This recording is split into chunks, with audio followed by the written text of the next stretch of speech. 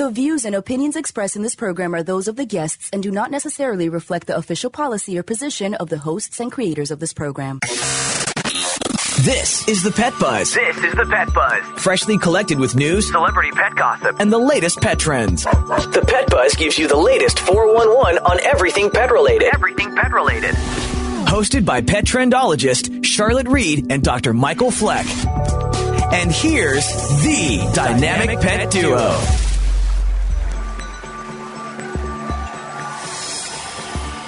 Hey, welcome back. You're listening to the Pet Buzz, the ultimate in pet talk radio, and we're so happy to be with you each week.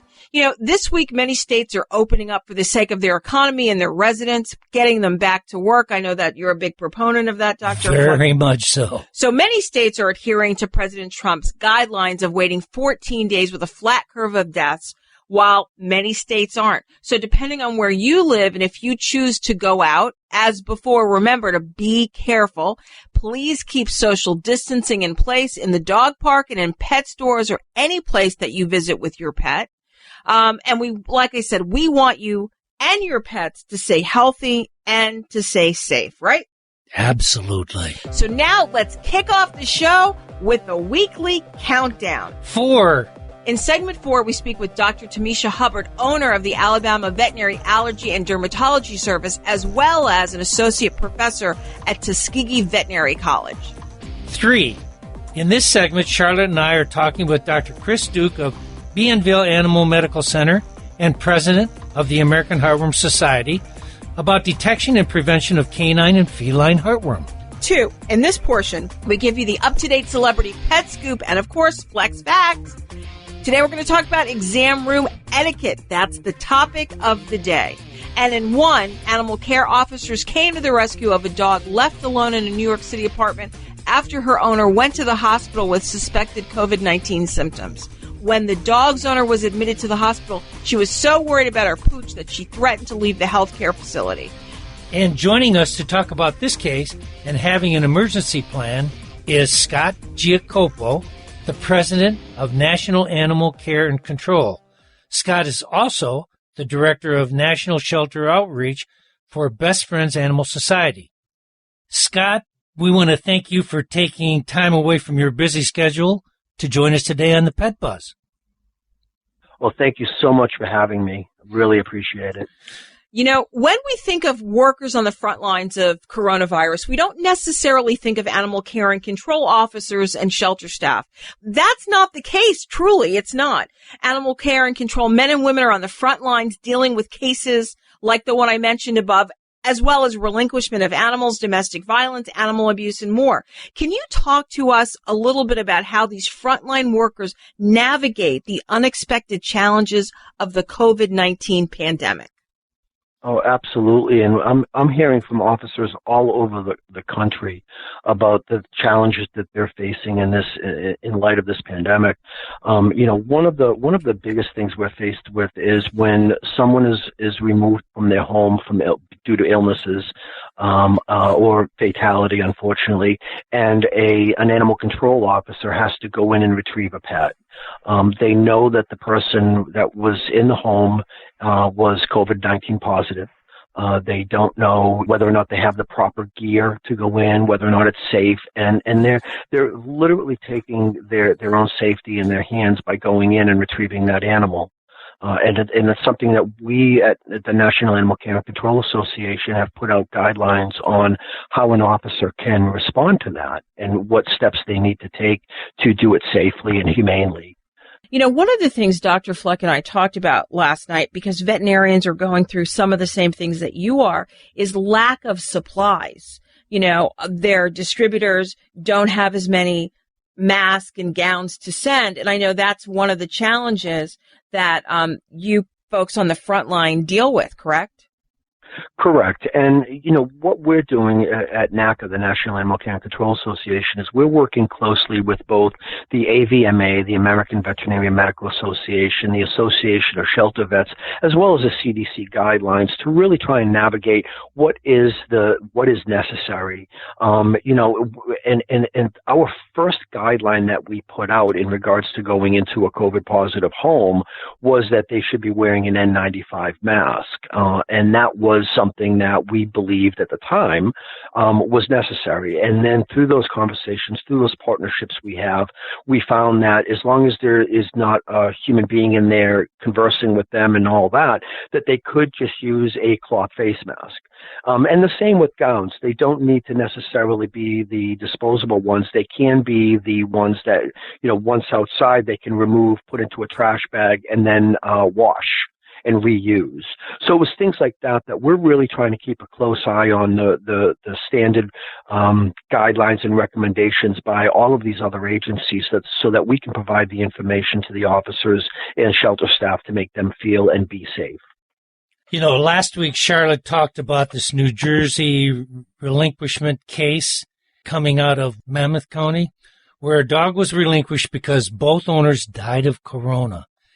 As a result, Scott, we would like you to talk to us about why it is important for pet parents to have a plan for their pets if they were to contact coronavirus. The importance of having a pet protection plan is so I can't say enough of how important that is. Obviously most people feel that pets are part of the family. They love their pets. They do anything for their pets, and they don't take those precautions beforehand if they are going to be hospitalized, and they don't make agreements with other people to provide care. And what we're recommending is that you do have that plan in place so that you have at least 3 different people lined up, and not only people, but access to your home. There's been situations around this country where animal control officers have had to go in and get search warrants to enter properties after people have been removed to go back in and get the animals. And it's an unnecessary, time-consuming step that, ultimately the animal ends up suffering as a result of that. They end up staying in the home for a couple of days without proper food and water and care, waiting for that to happen.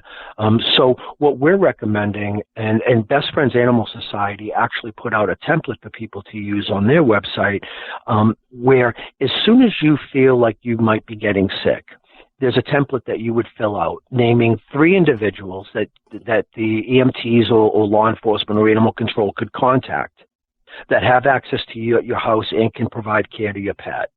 And you would put that like right on the back of the inside of your door, so that when EMTs come in, and if you are unresponsive, which happens in a lot of cases, before the EMTs even get there, you go on unresponsive, the EMTs or the official will see that document and be able to reach out to those individuals and help provide care for those animals while they're in the home. Because we want the animals to stay in the home. We don't want them removed. We don't want them in a shelter. It's not a safe place for them. I mean, and when I say it's not a safe place for them, from a psychological standpoint for the animal's scared. And I know, I have 4 cats, and I wouldn't want any one of them to spend a day in a shelter. And I've spent my entire career working in shelters, and I'm not saying they're terrible places, but from their perspective, it's unfamiliar, it's scary, it's stressful. Their immune system is going to be compromised because of that stress. And all it takes is for one cat to come in with another virus.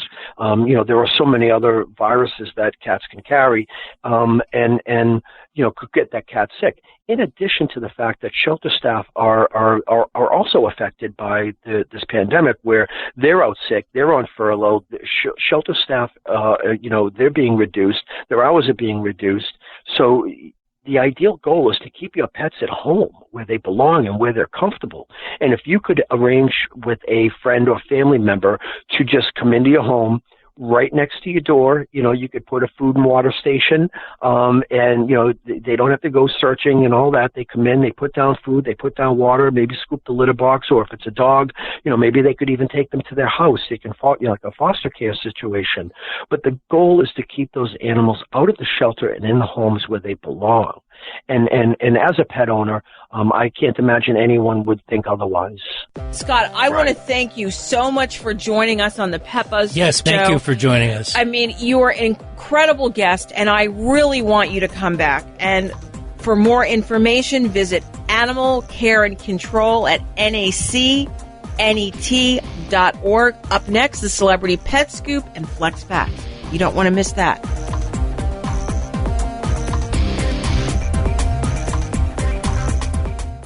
You are listening to The Pet Buzz with pet trendologist Charlotte Reed and veterinarian Dr. Michael Fleck. We love to communicate with you via social media. Use the Pet Buzz social media channels on Twitter and Facebook to make a comment or ask a question. Post a picture of your pet on Instagram and tell us about his or her unique personality. You can also write to us at team@thepetbuzz.com. For more information about our show, our guests, and our buzzworthy freebies, visit us at thepetbuzz.com. I'm pet expert Charlotte Reed, and I want to remind you how important it is to protect your pet against fleas, ticks, and mosquitoes with preventative tablets and topicals.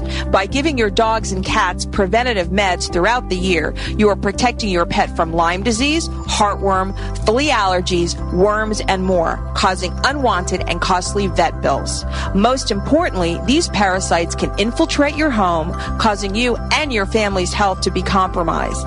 Remember, healthy pet, healthy you. When your doctor recommended omega fatty acids as a daily supplement, he told you that they promoted better heart, brain, skin, joint, and immune system health. Well, doesn't it make sense for your pet to have the same health benefits? EpiPet Whole Fish Treat, an all-natural smoked fish supplement, is 100% bioavailable, bringing your pets the nutrients they need to keep them healthy and happy. We first heard about EpiPet at our local rescue shelter where our family adopted Lucy, a 10-year-old yellow lab. She was in tough shape, but we noticed within just a few days how soft and thick her coat was getting. She has more energy now, loves to chase her favorite tennis ball, and most importantly, how happy and healthy Lucy is now. We could not be happier. Thanks, EpiPet. To order better pet health for your dog or cat, just visit epi-pet.com. That's epi-pet.com.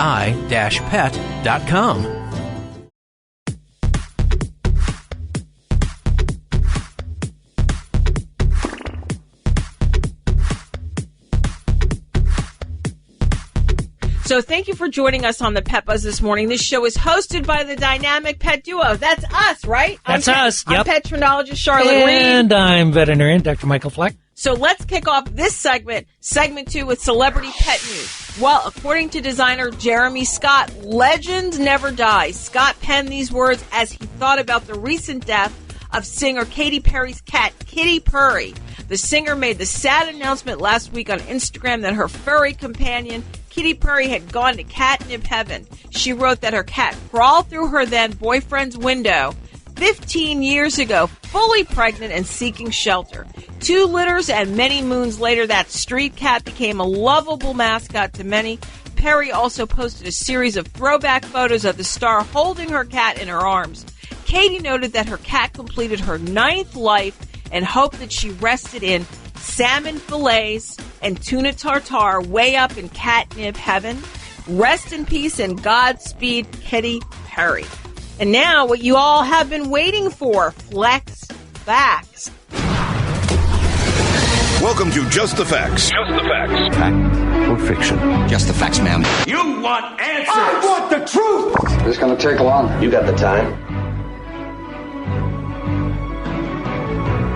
Dr. Fleck, what's the topic for the week? Today, we are going to talk about exam room etiquette. Ooh, I wrote that book, Miss Fido Manners, so I'm specifically interested in what you have to say about this topic. That's why we chose that word, yes. Okay. So, what do we need to know? Well, let's start with cats. Okay. Meow. Yep. Cats should always be contained in a carrier, box, pillowcase, something that contains them, of course, until we're ready for them to be examined. Okay. So we don't want them to get hurt, get loose, or inflict damage or hurt other patrons, other pets, the staff, or others visiting the practice. Okay, that makes sense to me. So keep your pet contained. Okay. And now, what about dogs? Dogs must be leashed and not with one of those retractable leads. Okay. I hate those retractable leads in the office. There is no place for an unlocked, flexible length leash in stressful close quarters. Remove the leash when they're on the exam table only. Okay, so we're talking about the dogs and the cats. So we should have the cats contained until they go into the exam room, and then you as the doctor decide to take them out. And the same thing for the dogs. The dogs that will be on a leash, they come into the practice. And then when they're in the exam room, you could either hold, someone could hold the leash on the dog, right? Yep. Or you could take it off when the dog is on the exam table. Okay. And your assistant is holding it. We always do take the leashes off of the pets. Okay. Okay, that makes sense, because especially if they're on the exam table and they try to jump off, it might get hung or something like that. Well, not so much the concern for that, but it's actually in the way for our exam. Sure. Okay, that makes sense to me. Okay, so, no one can live today without their cell phone. Oh, yes, they can. Well, you can, because you forget it all the time, but that's also but they can too. That's an age thing. When they're in my exam room, they should live without their cell phone. Okay, so talk about that a little bit. Well, talking on the cell phones can actually be very disruptive if you're in the reception area. Okay. But it can even be more of a problem if you choose to do it in the exam room when the doctor is trying to work with you about what issues may be existing with your pet and you're not paying attention and it's just too much of a distraction. So please, in the exam room, do not use your cell phone. And most of the time you'll see a sign on the door of the exam room. Cell phones must be turned off. No, I mean, I've seen But in the reception area, please don't. It's discouraged upon. It is. It's disappointing how they can be to other people. Well, yeah, because you're in close quarters. Well, now, obviously, you're not in such close quarters, but you're in close quarters. You're talking on the cell phone, disturbing.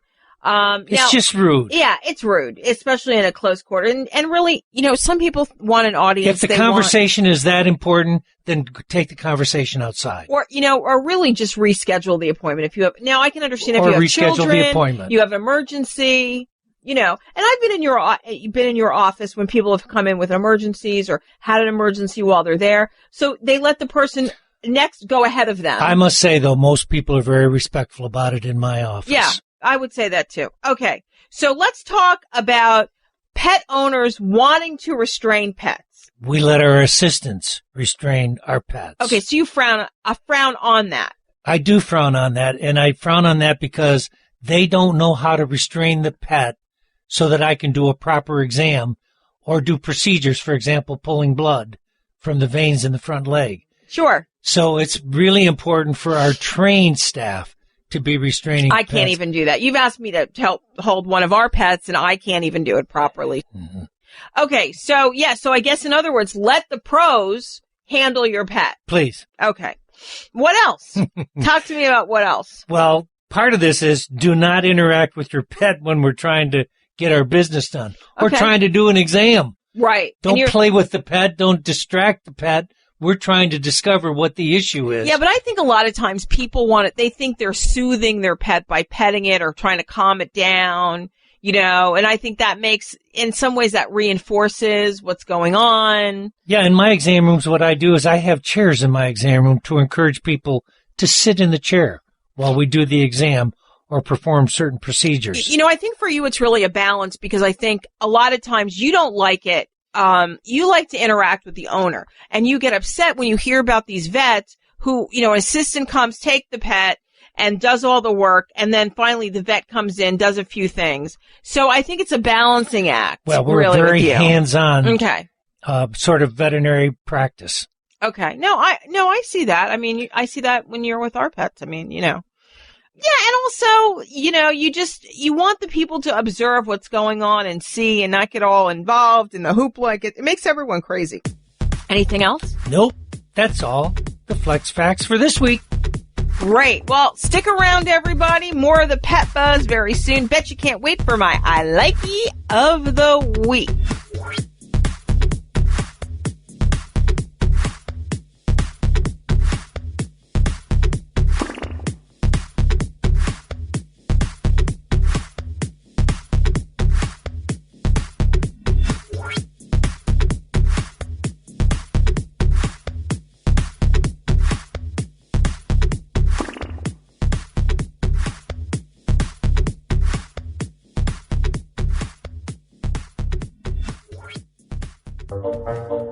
They call me Prince like I'm royalty or something.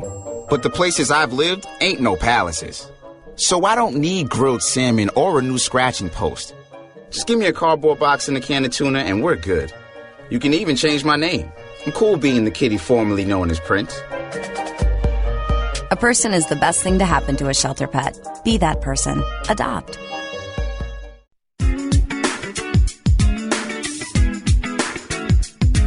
How often should you bathe your pet? Well, I'm pet trendologist Charlotte Reed, and I'm asked that question often. How often you should wash your dog depends on a number of factors, including his health, breed, coat, and activity level, as well as where these activities are taking place. Dogs who spend days outside rolling and things are going to need a bath far more often than the ones who spend most of their time on the couch. Or you can always take the smell test. If your dog walked into the room and you can smell him, it's time for a bath. Make sure when it's time for a bath, you gather up all the supplies, including a non-slip mat and plenty of towels. Use shampoo formulated for dogs and turn your cell phone off to avoid distraction. And if you have a dog that hates getting a bath, smear some peanut butter on the bathtub wall and let him lick it off while you bathe him. Then he'll know bathing can really be a treat. Does your pet have dry, flaky, and itchy skin? Do you find yourself visiting the veterinarian repeatedly because Fido or Fluffy has skin allergies or ear infections? I love animals and want my pets to be healthy. So I asked our vet, who recommended EpiPet Ear Cleaner. It's super simple, and it even smells good. Every week I use it on both my dog and my cat to gently remove wax and debris. I even told my friend Aiden to try EpiPet on his dog Sophie, who always had red ears. But not anymore. Now we both have happy and healthy pets. Thanks, EpiPet. Developed by a veterinarian, EpiPet is a revolutionary, high-performance skin and ear care product line made with the finest natural ingredients. EpiPet, for you and your pet, means better pet health. For more information, visit epi-pet.com.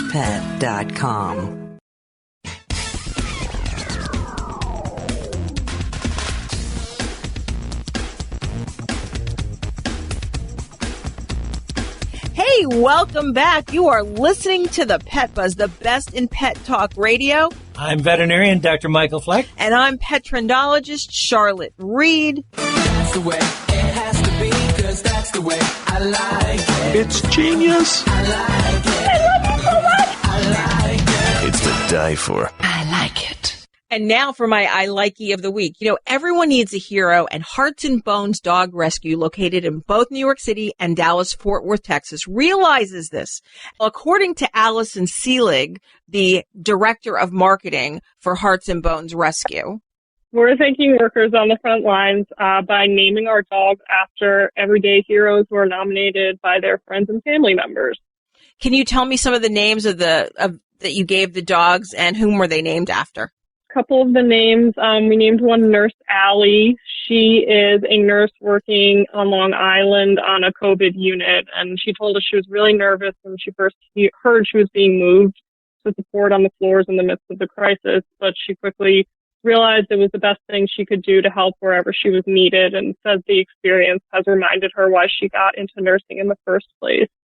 We have another one named after a paramedic in NYC. His name is Medic Montesino.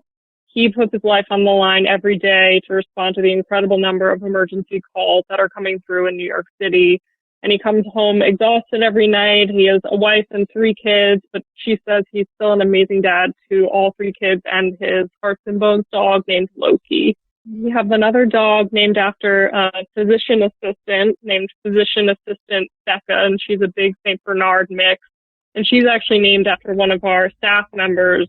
She works as a physician assistant in New York City by day, where they're treating COVID patients all day long. As soon as she's done working her day job, she immediately starts helping out with our dogs, scheduling their medical appointments, making sure they get all the care and treatment they need. Tell us how you can nominate a hero.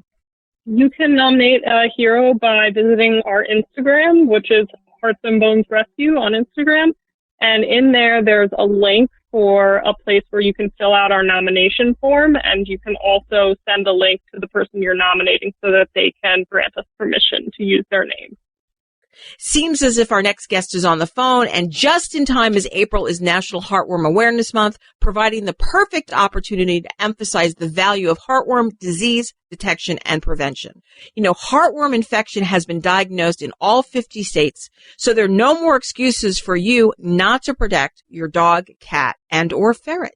And joining us to talk about heartworm detection and prevention is veterinarian Dr. Chris Duke of the Bienville Animal Medical Center, who is the president of the American Heartworm Society.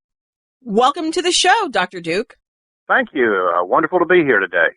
Well, I'm going to start out with the first question. Why don't you start out by telling us what are the misconceptions pet owners have about heartworm? I think some people think it's a regional problem, and it's actually nationwide. We've had heartworm cases diagnosed in all 50 states. We just had our last heartworm incidence map released this week with data put out by 6,000 veterinarians across the country. And indeed, we do have all 50 states represented. So that's one misconception. You know, the other misconception that I want you to touch on is I have an indoor pet who doesn't go outside. Do you hear that a lot? I do. And I think that we always know that they go out to go to the bathroom and play with the family for a while. And in just about all cases, pets are exposed to where mosquitoes can go, especially this time of year. And so you have to protect these pets for sure. So has the American Heartworm Society updated their canine heartworm guidelines, and can you review some of those guidelines for us? Yes, absolutely. Because of the COVID-19 pandemic, we saw it necessary to respond to the circumstances, especially since a lot of veterinarians can't provide the basic services that they normally would this time of year, and especially this time of year when we're under this shelter at home order. It's made a difficult circumstance for the clients to get to the veterinarians as well. So we had to make at least a temporary alteration. Well, if you've just joined us, we're talking with veterinarian Dr. Chris Duke, president of the American Heartworm Society, about detection and prevention of heartworm for our dogs and cats.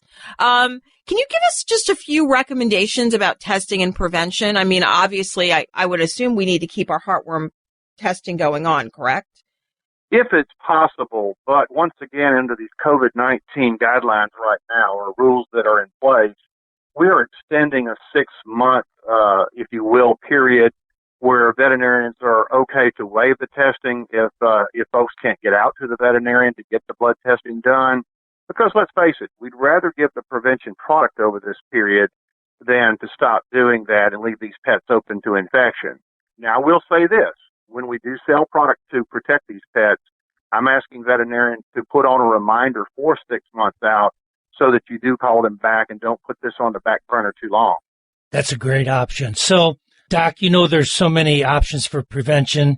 Can you give us and our listening audience some tips for selecting which might be the best for their pet? Absolutely. The good news about heartworm prevention is we've got so many options now. We have the traditional heartworm tablets in the monthly variety.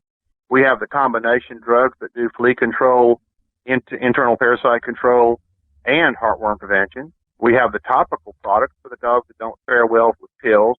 And, of course, those are very popular with our cats as well because of the fact that a lot of folks don't want to pill cats. And, of course, you have not only ProHeart 6 but ProHeart 12 injections out there as one more option.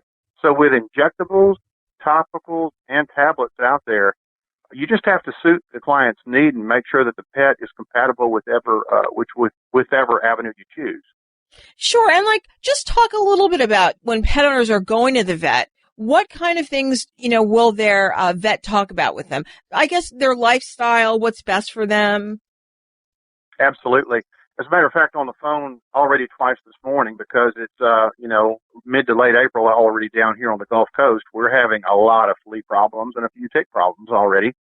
And so I had a client that was interested in possibly going with a combination pill or a topical, and we talked our way through it. And her dog actually had problems taking pills before. And I said, well, you know what? Maybe it's time for you to use a topical because we need to address both. We need parasite prevention for your heartworms and intestinal worms, and a good flea prevention. So we ended up getting them a topical combination. But that seemed to be a non-problem with compliance month to month. And so we always talk about that element too, because injectables are there for the folks that just don't want to deal with it at all. So once again, a lot of good options out there. Probably about 90% of my heartworm preventative is done with the injectable. And I find that they enjoy giving the 6-month rather than the 12-month. It's just the attitudes of the people in my area. Right. And it's for ease and convenience. And this is why it's really a great idea to talk to your veterinarian about the options that are out there so that you can find the best choice. So if he doesn't engage you, you should engage him and tell him about your lifestyle and what your dog likes and doesn't like. And the other side of that, too, it's good for the veterinarian to offer those options. Sure. Of course. But, sometimes it gets busy and pressured. Yeah. At least we're talking about their options out there. What about cats? Are we doing enough to prevent heartworms in our cats? In a word, no. I think a lot of clients that have cats aren't investing in prevention products, and they frankly need to. They've got some great combination products, once again, for cats that are not tablets so that clients don't have to pill cats.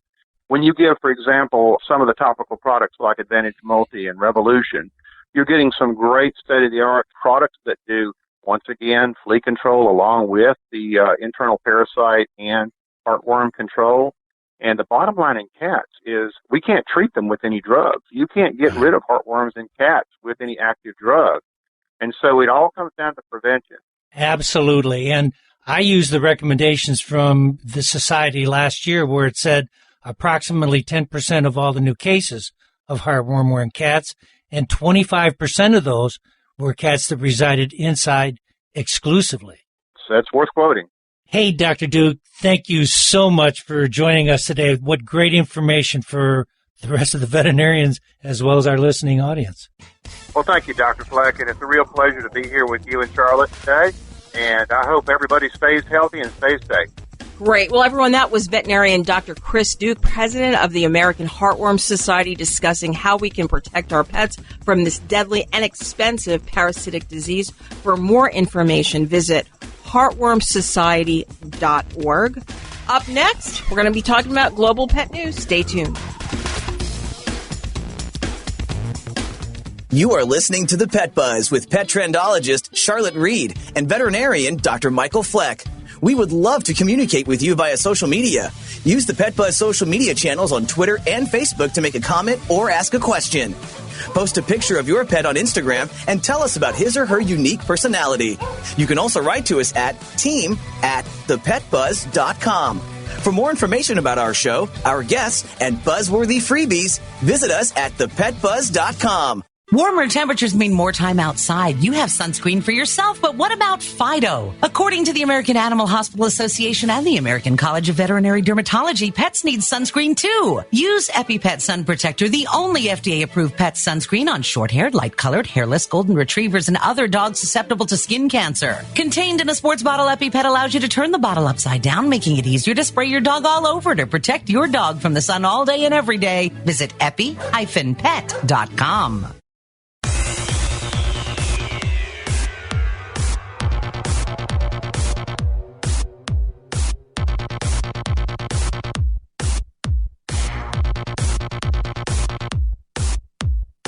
I'm pet trendologist Charlotte Reed. And I'm veterinarian Dr. Michael Fleck. And as we love to say on this show, we're urban, suburban, and country. And now it's time for global pet news. And now, Pet Buzz news from around the globe. Imagine this. What if you could get a TV and receive another piece of furniture too, but for free? Well, thanks to Samsung, you can. Earlier this month, Samsung Electronics announced it will introduce a new eco-friendly packaging across its lifestyle TV product portfolio in an effort to reduce the environmental footprint. Remember, April is Earth Month. Well, Samsung's newest eco-packaging made from eco-friendly corrugated cardboard will allow customers easier recycling as well as upcycling of the cardboard boxes for creative reuse. Samsung has applied a dot matrix design on each side in its eco-friendly corrugated cardboard boxes, allowing customers to cut the boxes more easily and assemble them into various other uses. Check this out, such as cat houses, magazine racks, even shelves from the cardboard boxes to store household items and electric devices. Also included within the packaging is a manual guide so customers learn how to make these items out of the cardboard boxes, which can be accessed by scanning the QR code on the box. Earlier this year, Samsung had already won a CES 2020 Innovation Award for its eco-friendly packaging concept for promoting the efficient use of resources. Okay, additionally, the best part is that Samsung and British magazine Zen have teamed up to launch a global contest seeking innovative designs for the home that can be made by repurposing the cardboard packaging. The Samsung out-of-the-box competition challenges contestants to design household objects that can be built from repurposed cardboard at home.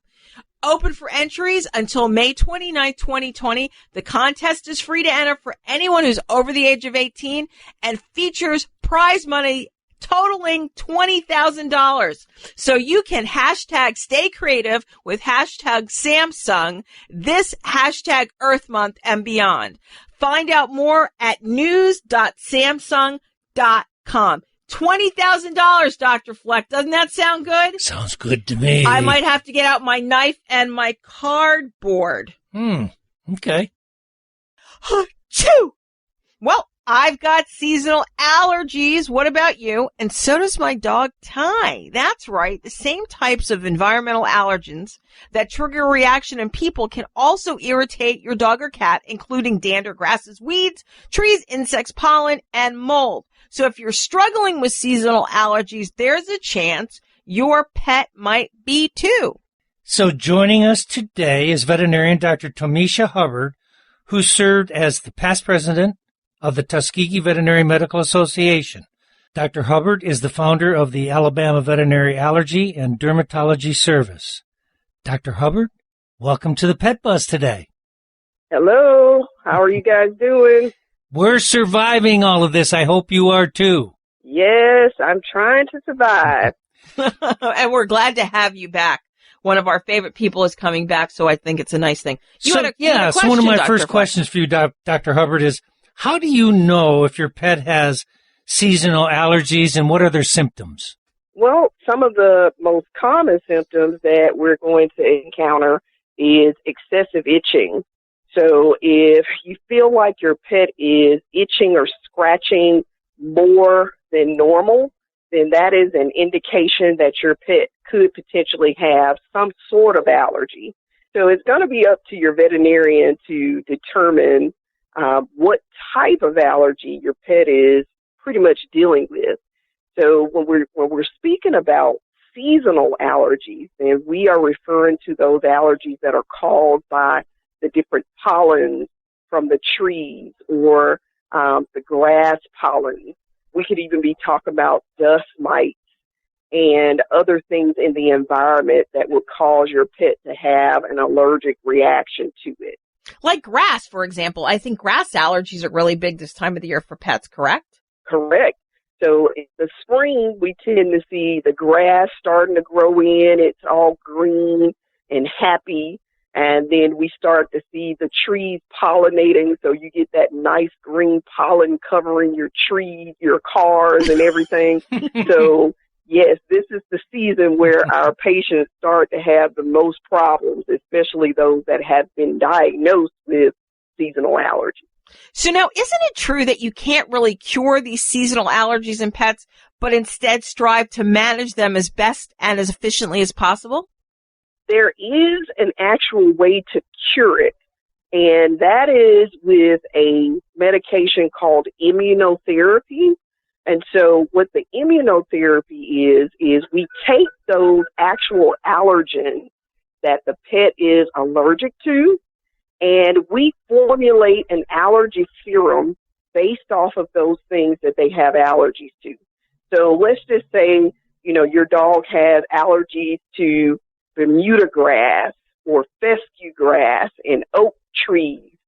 So we can take those allergens and we can put them into a serum, and we can actually give the pet injections of that serum once a week in order to retrain the pet's immune system. And when we retrain their immune system, it teaches their body how to fight off those particular allergens. And so that is the only known cure for environmental allergies. Now, everything else that we use, steroids, antihistamines, Apoquil, Cytopoint, those things are all a Band-Aid.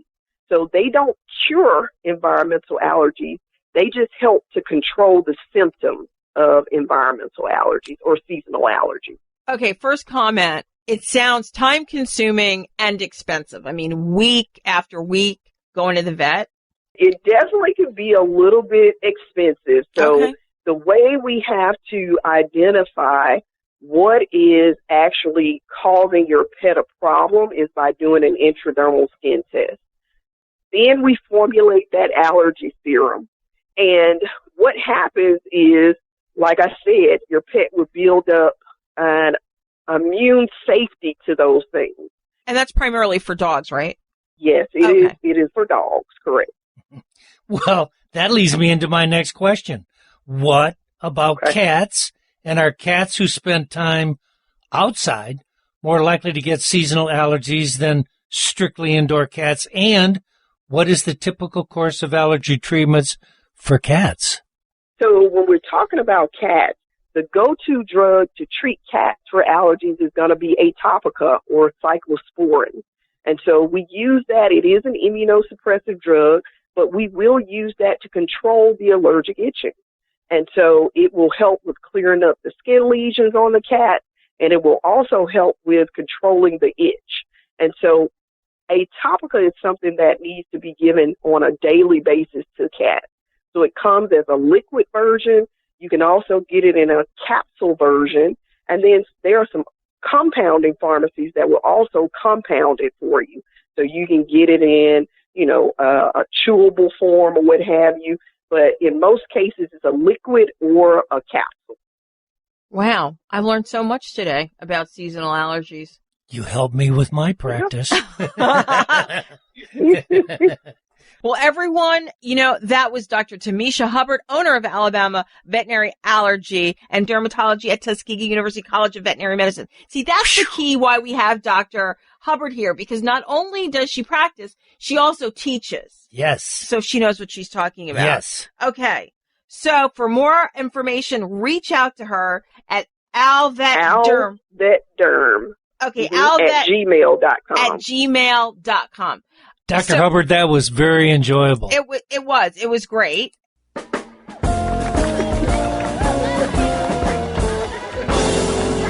Okay, everybody, that's a wrap. It's always too soon to wrap the show. It always is incredibly early. But before we go, we want to give you a preview about next week's show. Well, next week, we're going to talk about COVID-19 testing for animals, Lyme disease, and medical detection dogs. But we'd like to have special thanks for our guests this week, Scott Giacopo, Dr. Chris Duke, and Dr. Tamisha Hubbard. And, of course, we must thank our sponsors, the Animal Medical Center of Bradenton and EpiPet, making better skin, coat, and ear care products for healthier pets everywhere. And if you have a question, write to us at team@ThePetBuzz.com.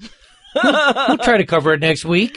We sure will. And if you've missed any portion of this show, visit our social media channels as well as your favorite streaming channel and listen to the Link podcast on Monday morning. And most importantly, remember, we're here each week to help you take better care of your pets. Peace out and pet love. Goodbye. Thank you for listening to this episode of The Pet Buzz. The Pet Buzz is hosted by the dynamic pet duo, pet trendologist Charlotte Reed and Dr. Michael Fleck. Tune in each week for the latest 411 on everything pet related. Visit our website at www.thepetbuzz.com. Learn more about us, the show, and our guests.